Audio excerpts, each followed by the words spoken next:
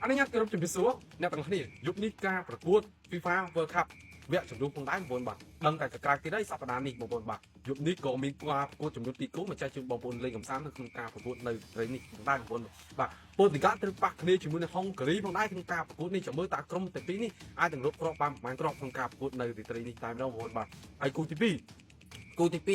អ៊ីស្រាអែលត្រូវប៉ះគ្នាជាមួយនឹងអ៊ីតាលីចាំមើលតើអ៊ីតាលីអាចនឹងសង្គ្រោះទៅលើអ៊ីស្រាអែលបានប្រមាណគ្រាប់ចាំមើលទៅក្នុងការប្រកួតនៅរាត្រីនេះកុំភ្លេចចូលរួមទូទាត់លទ្ធផលក្នុងការប្រកួតនៅរាត្រីនេះបងប្អូនចុចទៅលើ bio TikTok របស់មានចុច link Telegram មួយបងប្អូនអាចចូលទៅលេងជាមួយបងប្អូនយើងនៅក្នុងក្រុមដោយសេរីតែម្ដងបងប្អូនគ្រាន់តែបង្កើត account ត្រឹមតែមួយណាអាចចូលទៅលេងជាមួយបងប្អូនយើងដោយគ្មានអាយម៉ាត់បងប្អូនបាទហើយពិសេស2គូដល់12គូត្រឹមតែ 0.10 សេនតែប៉ុណ្ណោះបងប្អូនបាទតោះកុំភ្លេចរួចរាល់ក្នុងការប្រកួត FIFA World Cup នៅរាត្រីនេះតែម្ដងមកអរគុណច្រើនសូមជម្រាបជួបគ្នានៅវីដេអូក្រោយបងប្អូន